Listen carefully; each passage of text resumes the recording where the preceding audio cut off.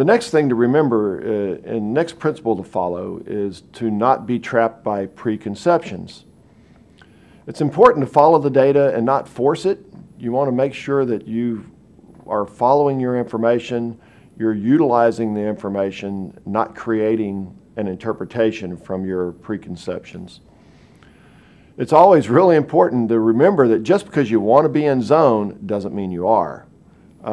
It's sort of a human trait to try to make the data fit your preconceived ideas. However, you have to really follow the data so that you can make sure that you're drilling the well in the zone where you want to be. It's also important to use data that's appropriate for the application. In some cases, a gamma ray log is sufficient. In fact, most cases, a gamma ray log is sufficient. In some reservoirs, however, it's important to utilize the resistivity or other tools that may be more important for keeping your wellbore in target. The other thing to remember is expect to be surprised. Nothing ever quite turns out as you plan. This is a well in the Marcellus Shale in Pennsylvania. This was quite a surprising well. We drilled it this was the first well we drilled for this particular operator. From the TSP interpretation, we can see a very, very good correlation. In blue, the well is going down section. The red is going back up section, covering up the blue. The correlation is so good, you really can't see that blue line underneath the red. Drills out to the very top of the Marcellus, then turns back down in green, and you can once again see the quality of the correlation on the bottom track, showing how the gamma ray tracks very well.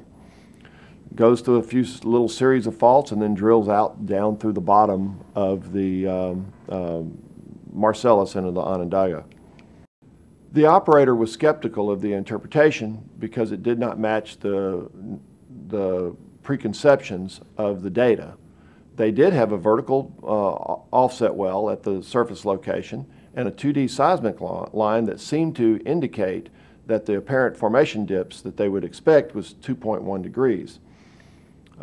After our interpretation, we realized that we did drill through a significant synclinal feature with dips on 40 degrees on one flank, 40 degrees on the other direction on the other flank. After the well was drilled, they were still uncertain about the interpretation, so they ran a formation microimager, and from that, we were able to see the dips from the formation microimagers that were measured in the wellbore conform quite nicely to our predicted dips from our interpretation. Those FMI dips are in red. You can see that their original dip of 2.6 degrees was not correct, that the average dip overall was more like 4.8 degrees. This caused them to drill out of zone. This could have been very easily prevented by following the interpretation.